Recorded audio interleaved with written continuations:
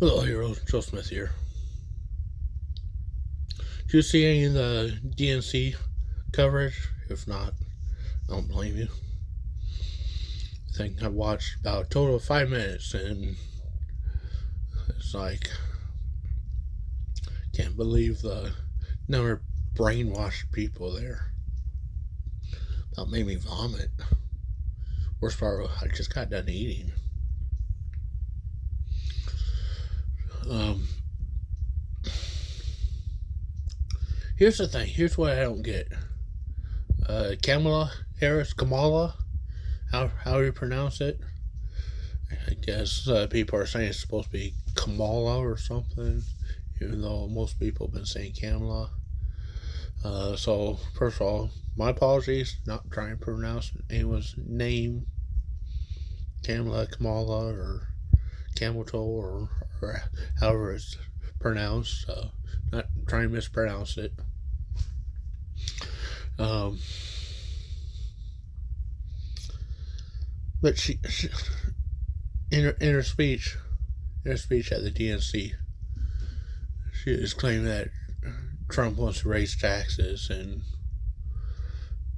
make middle class pay like $4,000 a year more. It's like, wait a sec, didn't he cut taxes and do like some of the biggest tax cuts in history a few years ago when he was president? Um, yeah, one thing about Trump's economic policy that I do disagree with, and I don't really follow this shit that close for that, but he talks about tariffs and saying, well, we're going to put these tariffs on Chinese cars and Chinese this and Chinese that to make the Chinese pay more. It's like, well, tariffs, you're not making the Chinese pay more. You're turning a $10,000 Chinese battery car into a $20,000 Chinese battery car that the consumer in America has to now pay $20,000 for, because it's the consumer that pays the tariffs, not the countries.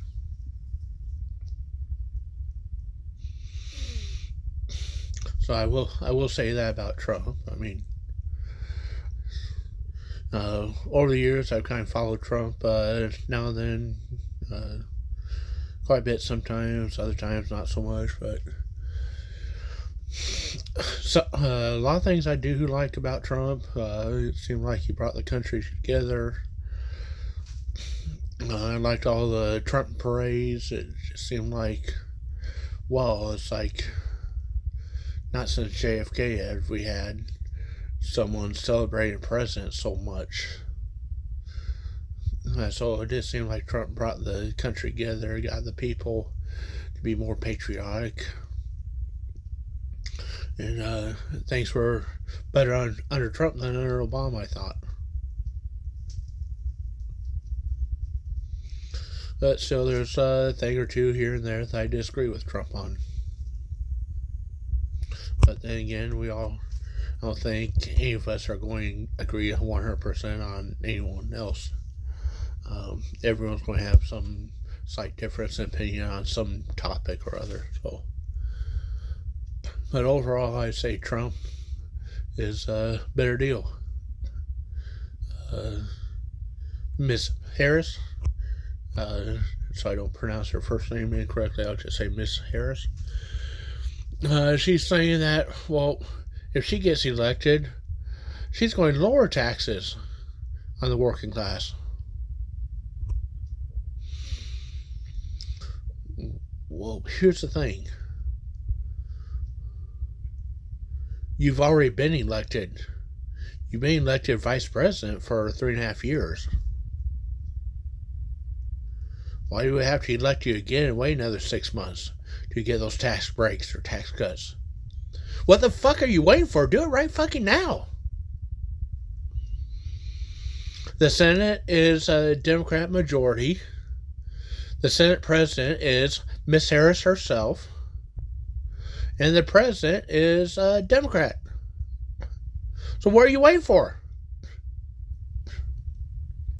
Those tax cuts that you're promising us 6 months from now if you're re-elected?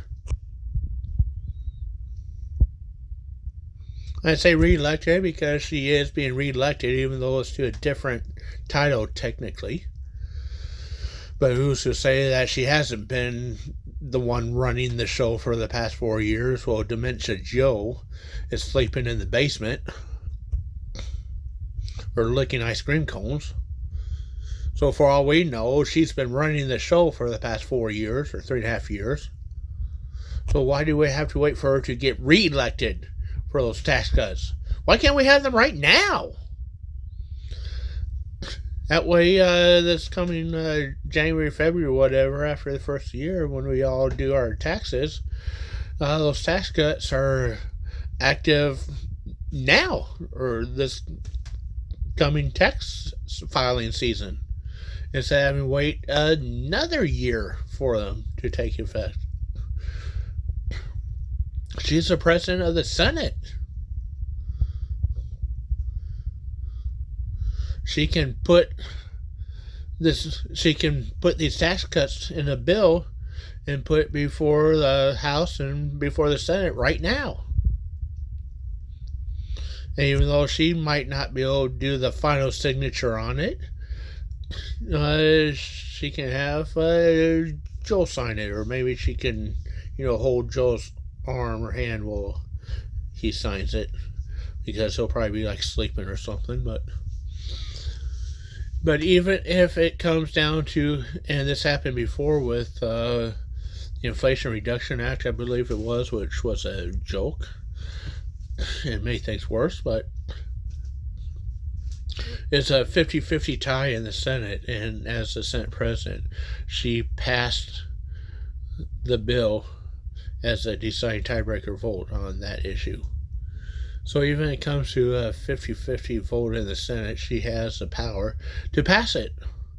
And then she could hand it to Sleepy Joe for a signature. So why do we have to wait and re-elect her? And wait another 6 months and wait another year for the next tax filing season for those tax breaks or tax cuts that she keeps bragging about to take effect? When she can just, sign it right now, tonight, at the DNC, in front of everyone.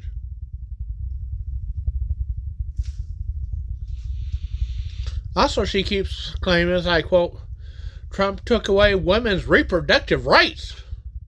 Really? Women can't have babies right now? Because I see all sorts of women having babies. I see like 12-year-olds, 11-year-olds having babies.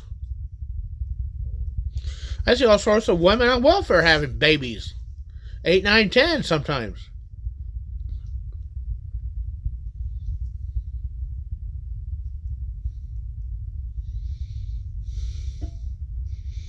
If you want to have a baby, you can go have sex with someone and try and get pregnant and have the baby. No one's stopping you from reproducing. Nobody's taking away your reproductive rights. Nobody's stopping you from having babies. I mean, if your husband or boyfriend is shooting blanks, there's medical procedures. Or you can find a donor.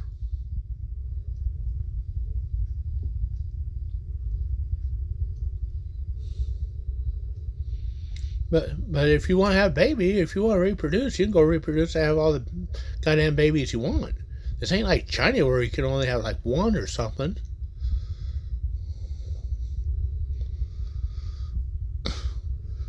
If you don't want to have babies, it's like, well, you have the right to not have sex and not get pregnant. So there is no reproductive rights issue going on right now. Okay? There is no reproductive rights issue at the moment. If you want to have babies, you can have babies. If you don't want to have babies, then you don't have to go sleep around and get knocked up. But to them, it's all about killing babies. Right to kill babies. It's not about reproductive rights. It's about the right to kill babies. If you want to have babies, you have the right to go get pregnant and have babies. If you don't want babies, you have the right to not go have sex and get pregnant. No one's forcing you to have sex with anyone. If you get raped and get pregnant, it's like, okay, well, then if you rather abort it than carry it to term and put it up for adoption, then you should have the right to do that. But currently, federal government is saying that they will not say yes or no to abortion, which is how it should be. Because under the 10th Amendment, the Constitution of the United States of America, which is part of the Bill of Rights, says that any powers or authorities not defined in the previous 9 amendments of the Constitution of the Bill of Rights, any powers not delegated to the federal government should be left to the states. I don't have it in front of me, haven't read it in a while, so I'm not reciting word for word here, but more or less it says any powers or authorities or rights not delegated to the federal government and not otherwise mentioned in the previous 9 amendments are to be left to the states and local governments to decide, and the federal government should not have any authority over those topics. So since we have freedom of speech, expression, religion, assembly, bear arms, unwarranted search and seizures, freedom against having soldiers stationed in our homes against our will, freedom against self-incrimination, right to trial by jury of peers, and so on and so forth. Abortion is not listed in any of them. So that means, and of course at the time when this wrote, abortion probably wasn't a thing. Abortion hadn't been invented yet when the Constitution was made. But luckily under the 10th Amendment, the Founding Fathers kind of foresaw something like this happening, to where, well, maybe in the future there'd be something else brought up that we didn't list because it hadn't been invented yet or whatever. So that anything not already mentioned or covered here should be left up to the states to decide, or local cities or counties or whatever. And the federal government will not impose a ban against it or that. So the 10th Amendment basically says that the federal government will not ban abortion, will not rule yes or no on it, and will give it to the people, will give it to the states, for the people of those states to decide through a freely democratic process, where the people of those states vote on those topics and the majority wins. Democracy. What the Democrats keep saying they want to uphold and protect. Even though they appointed their candidate and saying let the people vote for them.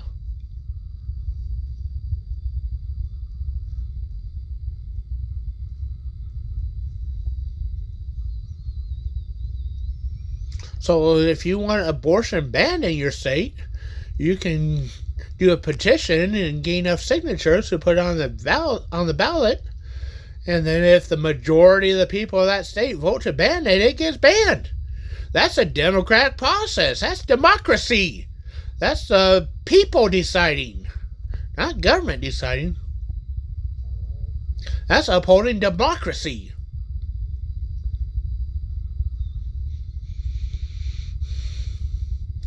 If they vote that it should be allowed up to so many months, well, that's the democratic process. That's democracy.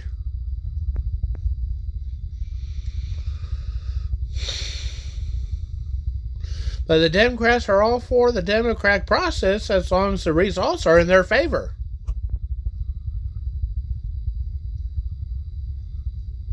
If the results aren't in their favor, then, well, we need revolt for that, because this is overthrowing democracy. No, that is democracy. They voted to ban it in your state.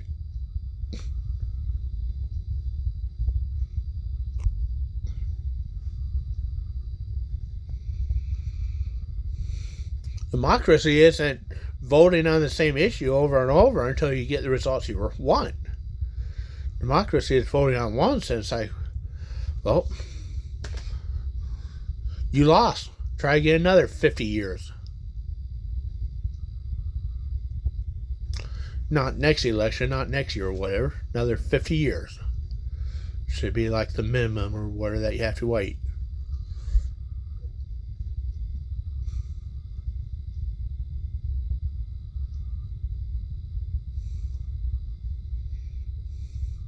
I'm tired of the lies. I'm tired of the bullshit from the left. There is no reproductive freedom taken from you. You're using reproductive freedom as an acronym for the terminology to murder babies.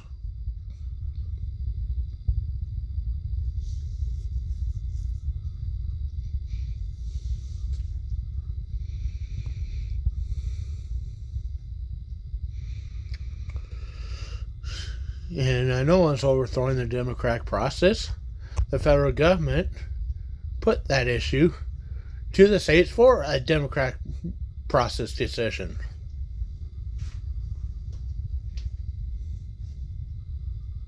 To let the people vote instead of a select few representatives, like Supreme Court, 9 representatives.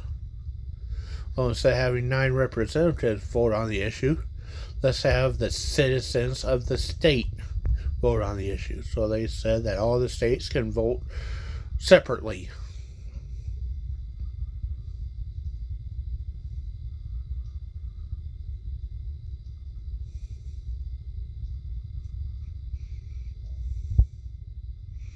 As far as the tax cuts and anything else that she's claiming she's going to do in 6 months if she gets reelected, start doing it now. What the fuck are you waiting for? Let's see what you can do right now. And then we'll decide if we want to vote for you or not.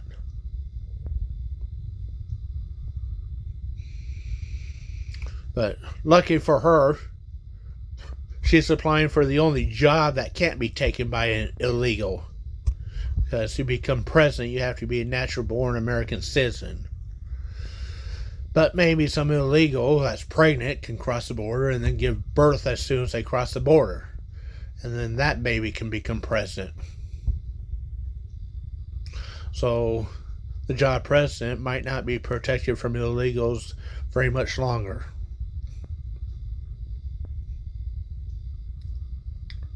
As for every other job out there, well, 10, 20 million illegals the past 3.5 years, and she wants to bring in another 50 to 80 million the next 4.5. Yeah, you all going to lose your jobs to illegals. Y'all going to be working for some illegal that operates some lawn mowing business. You're going to be cutting grass for some illegal after illegals take your job. If you let Miss Harris get reelected.